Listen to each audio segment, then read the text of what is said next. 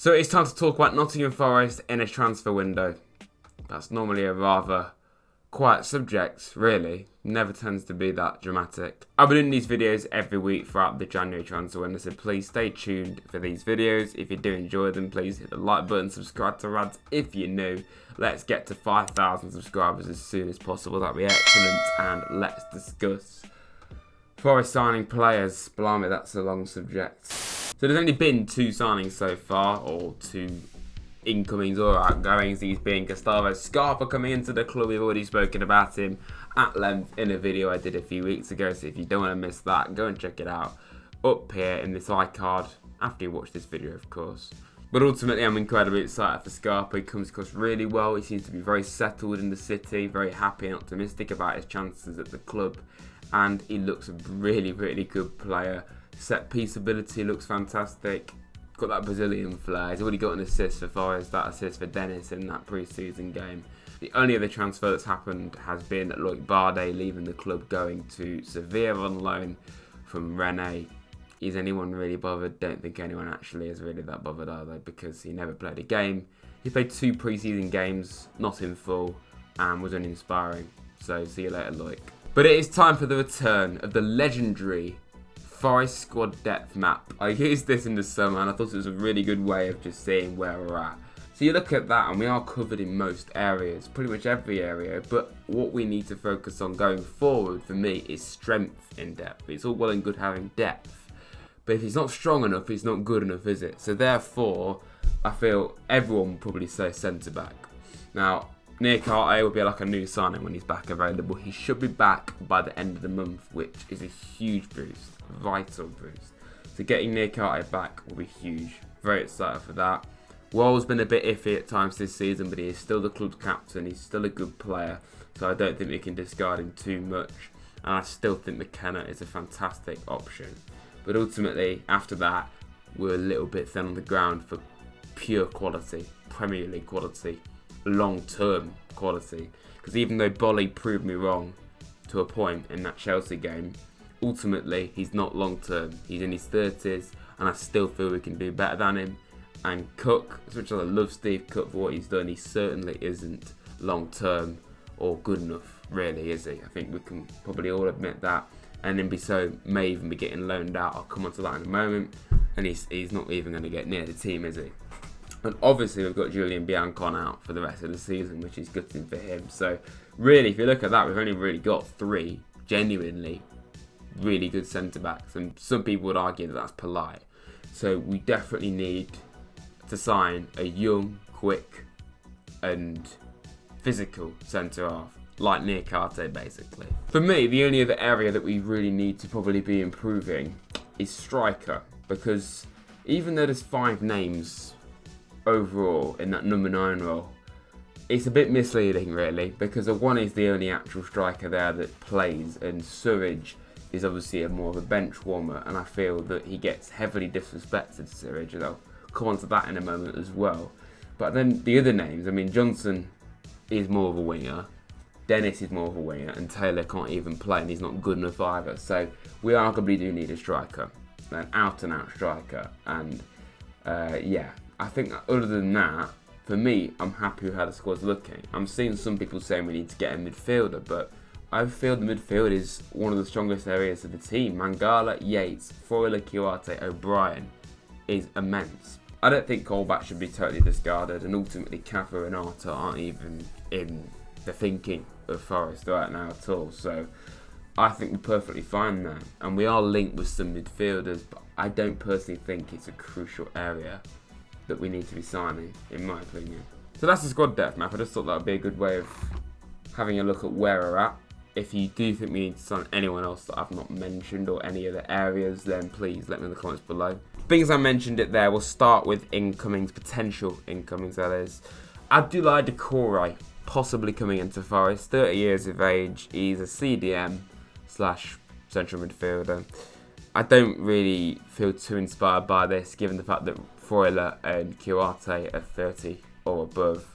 I don't really think we should be signing another 30 or above player. Like I said, I don't really see how another midfielder fits into this team. I think the well, Mangala, Yates, Freuler, Duarte and O'Brien, I think, are all more than good enough. So I don't really see how they fit in. Same goes with Jefferson Lerma.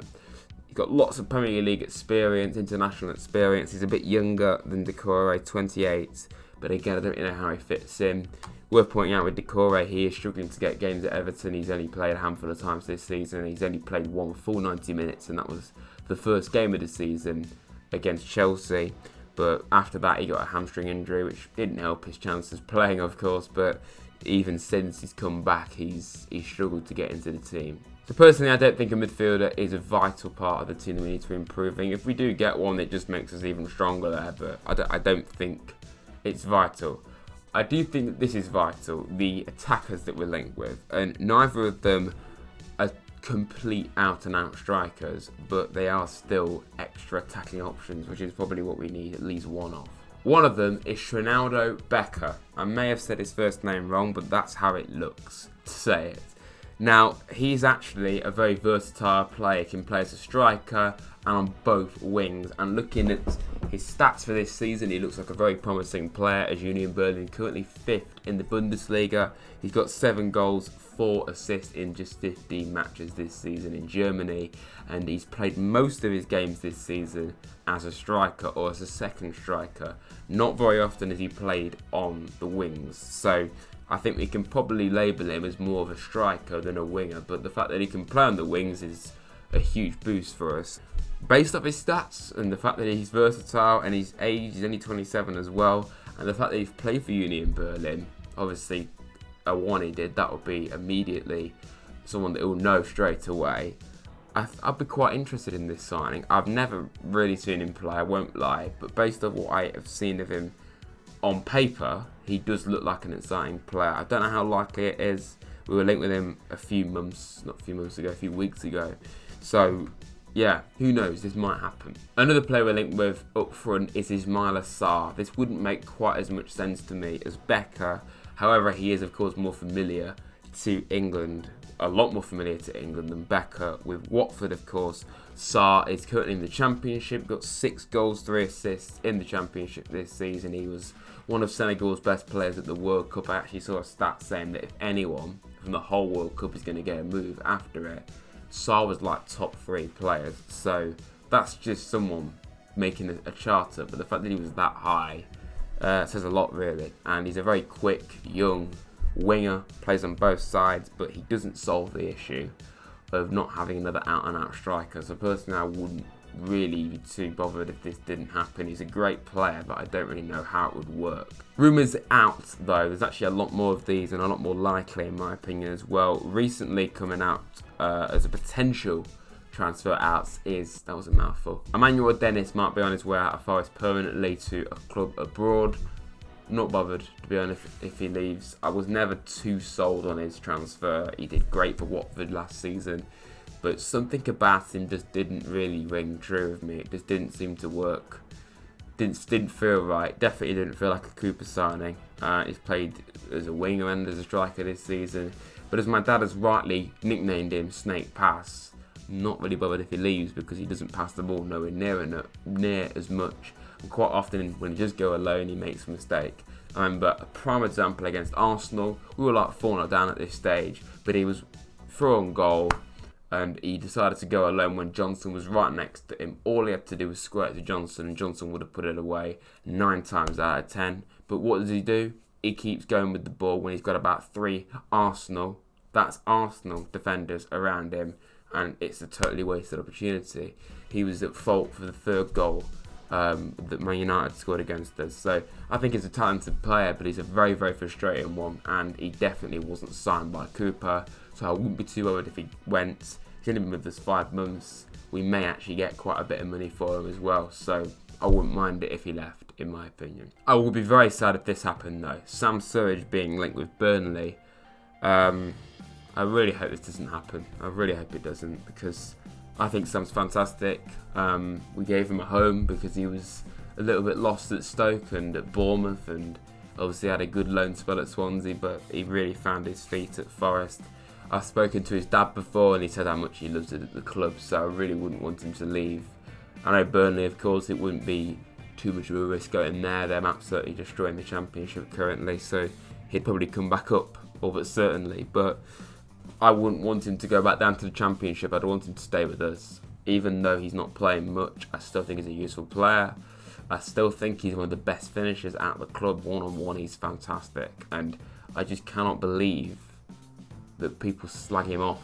Like, just because he is a lad that we signed from Stoke City last season, he's labelled as not good enough. I don't think it's fair. I think we need to give everyone a chance.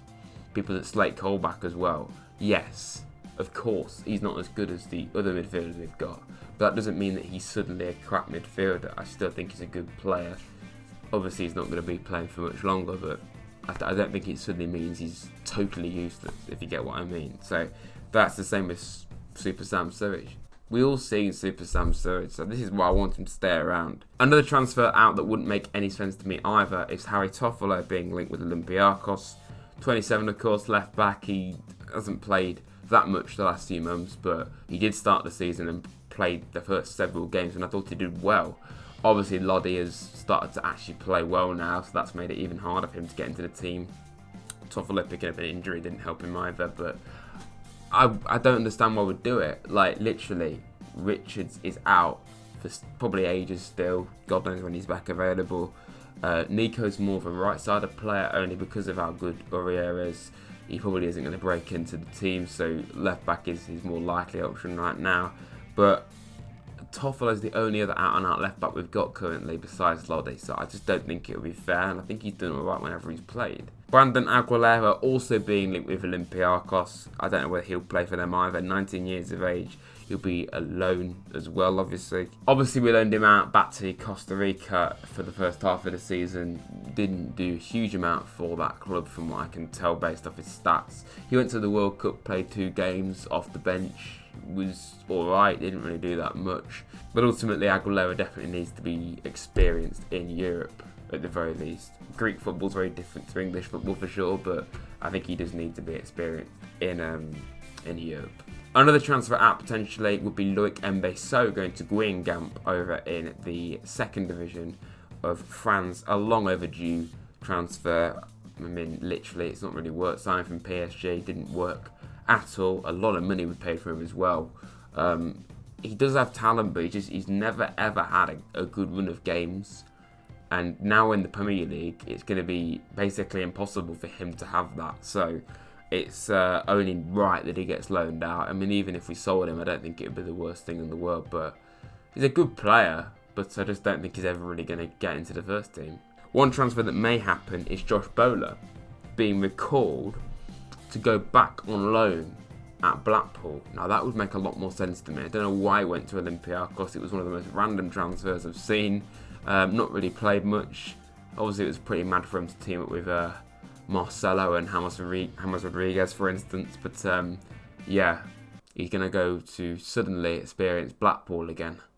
That's a bit of a come down for him, isn't it? But it also isn't, because he's going to play way more football at Blackpool. Blackpool need him. They're struggling in the Championship as well. So to get one of their star players back, it would be a huge boost for them, and it would actually allow them to develop properly. That is pretty much it for this week. I'll be doing this every single week throughout the January transfer window. I always enjoy doing these videos. It'll be interesting to see who we do sign and sell. I don't want us to go too mad, but I will be covering no matter what we do on this channel. So stay tuned, hit the like button, subscribe to Rads if you're new. Got quite a lot of stuff coming up, hopefully that you'll really enjoy. And yeah, stay tuned for all that. Southampton reaction tomorrow, of course. What a gigantic game that is going to be. And I'll see you very soon, everyone. Up the Rads.